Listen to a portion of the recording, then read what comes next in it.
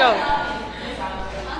First question, what are your expectations before mag-start ang class? Una, ikaw na lang. Bago mag-start yung class, mahirap yung subjects, pero masaya kasi lalo 4th year na kami. Ano na yan? Yun nasa likod mo. Nagpapatawa siya. Mahirap. Ganon.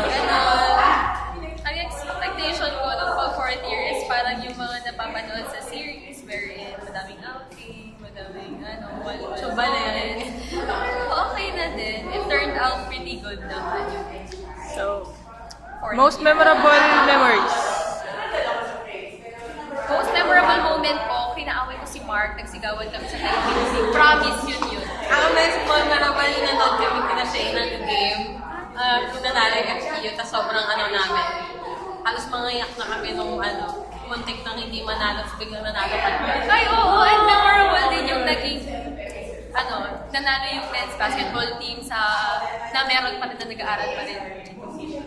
Tapos, third question, your message for the class. Message sa class, maging healthy lahat. Tapos sana magkita-kita kami na successful na kami na. Tapos wala pa sanang mga anak, gano'n, para